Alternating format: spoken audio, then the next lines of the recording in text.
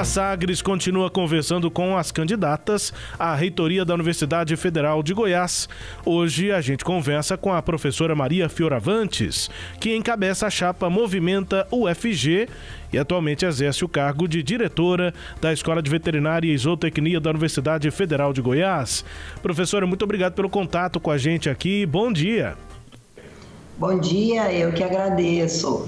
Prazer ter a senhora conosco aqui. Professora, vou fazer a mesma pergunta que fiz ontem para a adversária da senhora, a professora Sandra Mara. Qual deve ser o assunto que mais, ou qual já é o assunto que mais pauta essa eleição para a UFG? O que é que a comunidade universitária pensa como sendo prioridade, ou pelo menos a chapa da senhora, para esses próximos 4 anos, professora? Bom, nós podemos ter como prioridade, é inquestionável, a questão da entrada dos estudantes e a permanência na universidade. É inquestionável que dentre todas as instituições que formam, as universidades públicas, especialmente as federais, são as que conseguem fazer isso com uma qualidade diferenciada. Basta a gente olhar todos os rankings aí de avaliação das nossas instituições. Então, o grande desafio que se coloca é continuarmos formando com qualidade e, nessa situação de cortes, a nossa maior preocupação é a manutenção dos nossos estudantes, uma vez que nós temos hoje, na entrada, 75% de estudantes de baixa renda.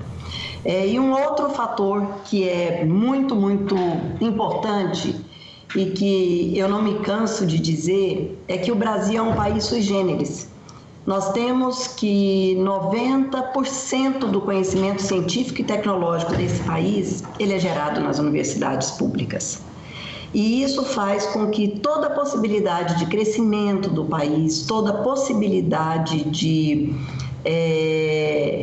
expansão social e econômica dependa dessa produção de conhecimento que acontece dentro das universidades públicas. Em situações como que a gente vive, principalmente nessa emergência sanitária, acho que o Brasil inteiro entendeu qual era o papel das universidades e como elas são e continuam sendo relevantes. Esse papel não é maior porque, infelizmente, de 2014 para cá, a gente viu cair muitos investimentos, especialmente em ciência e tecnologia. E para que a gente possa continuar respondendo como vínhamos respondendo ao mundo em termos de produção do conhecimento, é indispensável que houvessem investimentos. Então, agora, não só nós não temos mais os investimentos em ciência e tecnologia, como nós vimos com a votação do orçamento desse ano, um risco real de colapso de todas as nossas universidades públicas. Então, é uma situação que talvez a gente nunca tenha vivido na história recente desse país, esse cenário. Hoje nós temos o mesmo orçamento de 17 anos atrás, quando tínhamos a metade dos cursos e a metade dos estudantes. E temos essa responsabilidade gigante de produção do conhecimento, que é a grande realidade do país, Lembrando que na universidade a produção desse conhecimento ele acontece basicamente dentro dos nossos programas de pós-graduação. Professora, bom dia. Bom dia. A senhora começou falando da preocupação com a permanência, dos estudantes na universidade. A gente tem acompanhado aí os números da universidade, dá cerca de 6.000 vagas ofertadas anualmente para novos alunos. A universidade consegue ocupar em torno de 5.000 vagas, Tem ficado sempre aí vagas ociosas na entrada. Depois que os alunos entram, já com a quantidade menor, do que o número de vagas, a evasão tem se confirmado índices bastante altos, de média de 50%. É claro que tem cursos de alta demanda que a evasão é muito menor, mas também tem cursos que a evasão é maior que 50%, dando essa média de 50%.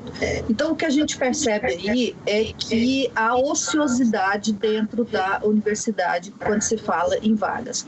Quer dizer, como que a senhora pensa em tratar essa questão específica que já é real, que já é concreta e que é grave, na minha opinião? Cileide, nós temos duas camadas aí que precisam ser avaliadas de um modo muito separado. Se você avaliar, você vai ver que a maior parte das vagas que estão ociosas tem relação direta com as licenciaturas. Então, na verdade, dentro das universidades, o que nós estamos vivendo é o reflexo do que a sociedade brasileira entende de importância, ou seja, a profissão de professor não tem nenhum valor do ponto de vista do mercado de trabalho. Então, se você não tem uma carreira atrativa na docência, a universidade não consegue atrair pessoas. Então, esse é um primeiro problema. Esse número frio dá uma ideia de que a universidade é ineficiente, o que não é verdade, Cileide. Então, esse é um trabalho que ele demanda uma ação que é extramuros, que é a valorização do professor pela sociedade. Hoje as famílias têm muito orgulho de dizer meu filho é médico, meu filho é engenheiro, mas ninguém tem orgulho de dizer, olha, meu filho quer ser professor de ensino fundamental, de ensino médio, especialmente se for na rede pública. E um país que não tem educação não tem futuro. Então esse é um fator grave que precisa ser exposto sim, e que a sociedade precisa entender que isso passa, inclusive, por salários dignos, para que qualquer carreira, para ter atratividade, ela tem que ter salário digno. Então, esse é um estudo que nós precisamos, enquanto sociedade, olhar para dentro de nós mesmos e dizer, nós temos um problema sério no Brasil. Bom, tem uma outra parcela que até o conceito de evasão, ele não é muito bem estabelecido, porque você tem uma parcela de estudantes que estão entrando muito jovens na universidade e eles trocam de curso. Então, o que é evasão? No meu ponto de vista, a evasão só pode ser entendida com aquele aluno que abandona, que ele sai do sistema, e não aquele que troca de curso. Agora, é óbvio que nós precisamos ter uma avaliação, quando eu digo todas nós, universidades públicas, do que está acontecendo. Eu vou te dar um exemplo. Eu tenho aqui na unidade que eu sou diretora 2 cursos extremamente importantes para o Estado, medicina veterinária e zootecnia. Eu não tenho problema de evasão na medicina veterinária nenhum, mas eu tenho problema de evasão na zootecnia e uma parte desses alunos, eles migram para outros cursos. Então, você me perguntar, tenho o que fazer? Tenho.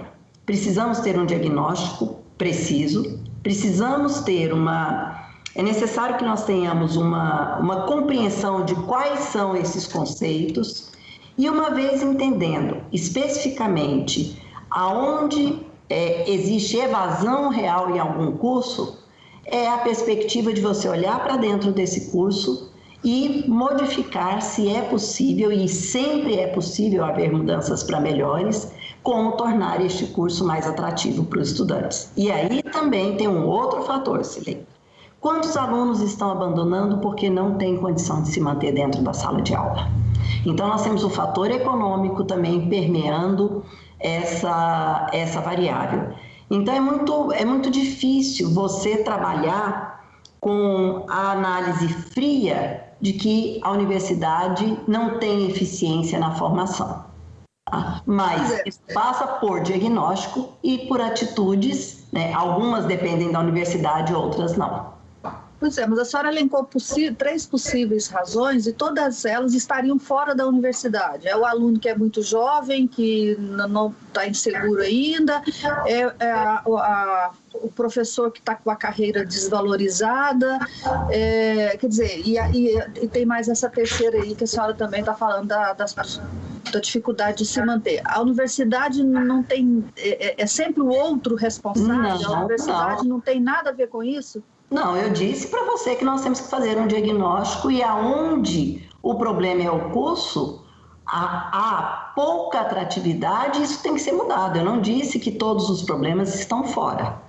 Então, o problema que pontualmente pode existir em alguns cursos, ele demanda um currículo um pouco mais atraente. Talvez você, no primeiro ano, já levar para aquele estudante disciplinas que seriam disciplinas mais práticas, onde ele se visse com mais rapidez do que seria o curso dele do meio para o final, para que ele se encante mais cedo. Agora, o diagnóstico precisa ser feito porque muito do que é tratado como evasão, como eu te disse, não é evasão. É o estudante que troca de curso também. Eu estou fazendo essa pergunta se a universidade não tem que se repensar também, porque no caso das licenciaturas, por exemplo, muitas delas foram criadas num momento em que a sociedade brasileira precisava de formar professores. Né? A UEG mesmo, ela tem muitas licenciaturas porque grande parte dos professores da rede pública não tinham formação de professor. Hoje isso também já mudou, quer dizer, a sociedade brasileira não precisa mais formar tantos professores quanto precisava alguns anos atrás, quando boa parte dos seus professores não tinha formação. Agora não, agora são os jovens que vão entrar para a carreira que precisam ser formados. Então mudou um pouco essa realidade. A realidade do mercado de trabalho também mudou muito. Né? Nós estamos vivendo uma sociedade hoje muito diferente da sociedade do Reúne, que foi de 2008. Não estou nem falando de 20 anos atrás, né? Estou falando de mais próximo aqui. Por isso que eu pergunto se a universidade não está muito fechada para dentro dela própria, né, para os processos internos dela e pouco aberta para olhar a sociedade aqui fora e para tentar dar respostas mais próximas para essa sociedade. Olha, eu não acredito nessa perspectiva de que hoje, em 2021, você olhe para uma instituição como a UFG e diga que é uma instituição fechada dentro dela mesma. Isso não é mais a nossa realidade. Vários cursos estão trabalhando reformulações dos seus currículos, porque o mundo mudou, você tem toda a razão. Há 15, 20 anos atrás, nós éramos muito focados em conteúdos. Hoje, para além de conteúdos técnicos, nós temos que pensar em habilidades e capacidades. E essa revolução interna, ela tem acontecido, Serede. Ela tem acontecido porque nós vemos esse movimento de mudança. Então, mais uma vez, eu vou trazer a realidade da unidade onde eu estou inserida.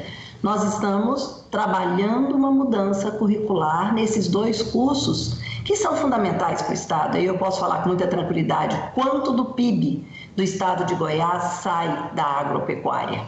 Então, eu tenho certeza que cursos como veterinária e zootecnia são cursos hoje em que, em momento algum, diminuiu a demanda do Estado ou do país por esse tipo de profissional.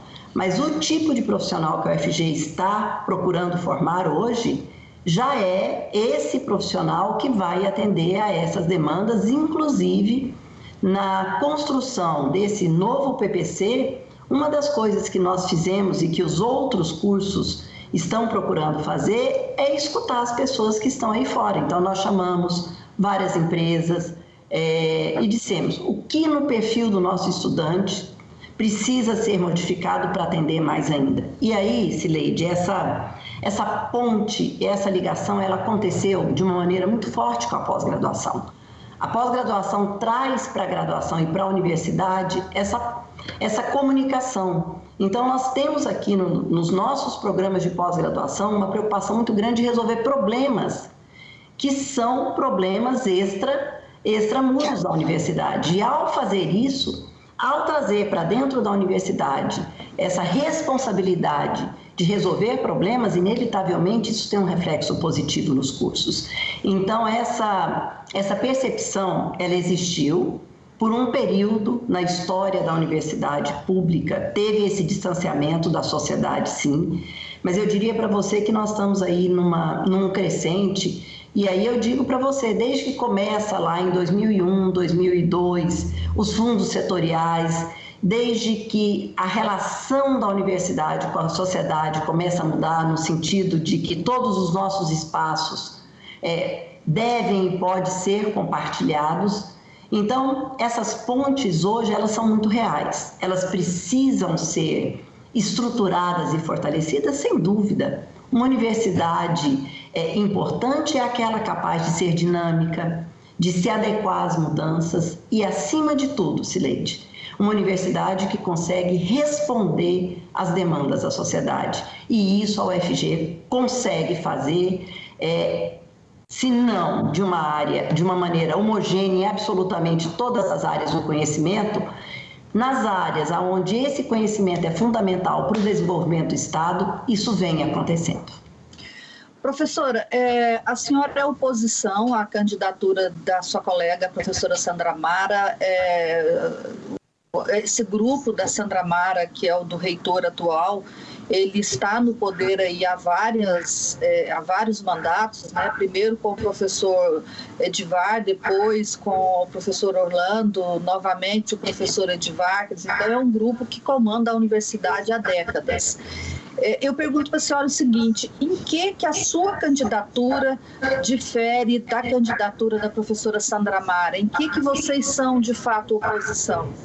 Bom, Cileide, eu, Maria Clorinda Fioravantes, sou egressa da UFG, me formei aqui em 86, sou professora desde 92. Talvez a principal diferença no perfil das candidaturas é que eu sempre estive envolvida também com a administração. Para você ter ideia, eu fui da gestão superior, no último mandato da professora Milka, e fui pró-reitora, a primeira pró-reitora de pesquisa e inovação da UFG na gestão do professor Orlando, no grupo do Edivar. Então, assim, não acredito e não me coloco como oposição. O trabalho meu e do professor Adriano sempre foi para e pela UFG, independente de quem é a gestão superior. Inclusive, eu já fui parte da gestão superior e tenho muito orgulho disso. Então, na verdade, talvez o principal diferencial é que, realmente, enquanto grupo, a maioria das pessoas que me apoiam não estão na gestão atualmente. E nós entendemos que você ter pluralidade na administração de uma universidade é uma maneira de garantir a autonomia. Então, quando você tem olhares novos sobre velhos problemas e novos problemas, muitas vezes você consegue ter outras soluções. E o principal diferencial, se você avaliar do ponto de vista acadêmico, o professor Adriano e eu temos uma trajetória também muito parecida, que eu nunca deixei de dar aula.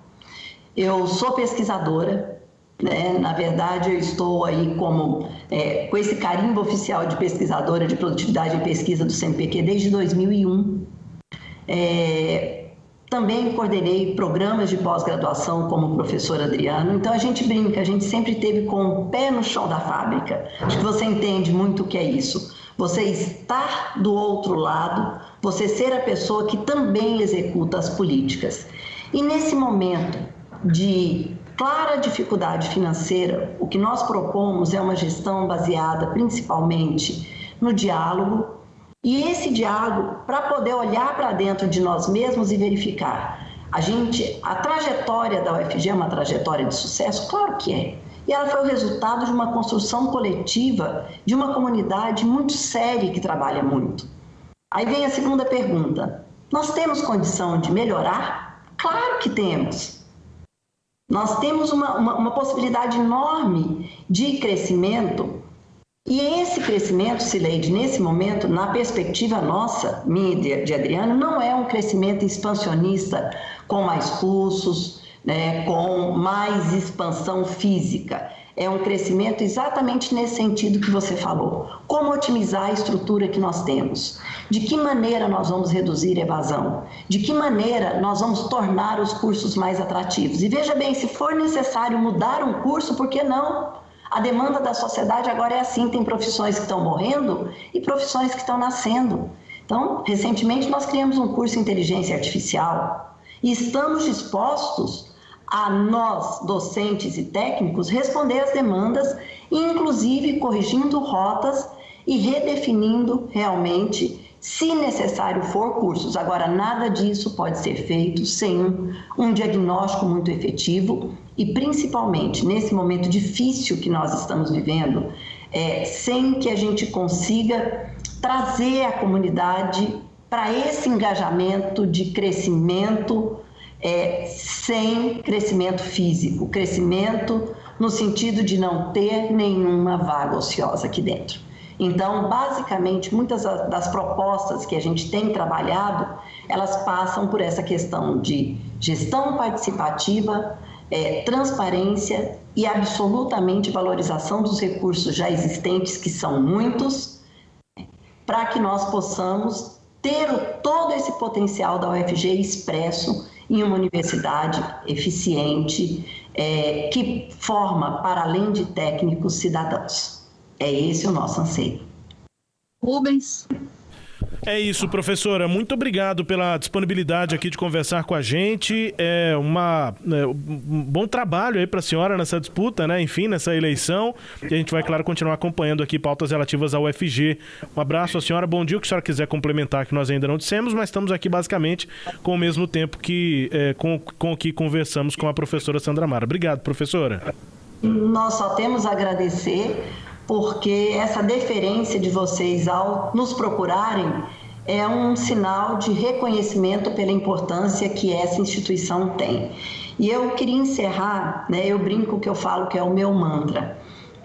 A sociedade brasileira precisa entender a importância da universidade pública. Principalmente, Cileide, nessa questão de que nós somos os responsáveis pela produção do conhecimento. Então, a soberania de um país depende da capacidade autônoma desse país de produzir conhecimento. E olha que na universidade a gente tem o prazer de formar as pessoas ao mesmo tempo em que a gente produz o conhecimento. Isso é muito motivador. Então, nós agradecemos essa deferência para com a UFG, com a preocupação da sociedade com os rumos, e tenham certeza que hoje, dentro da UFG, as pessoas que assumirem, e aí falo especialmente em nome meu e do Adriano, nós temos consciência da nossa responsabilidade social e estamos dispostos a trabalhar para o crescimento da instituição do nosso Estado. Muito obrigada e um bom dia de trabalho para vocês. Bom dia, obrigado pela entrevista. Conversamos aqui, portanto, com as duas candidatas à reitoria da UFG. Hoje, com a professora Maria Fioravantes. As entrevistas relativas a essa disputa pela reitoria da Universidade Federal de Goiás, você confere acessando o nosso portal, o sagresonline.com.br.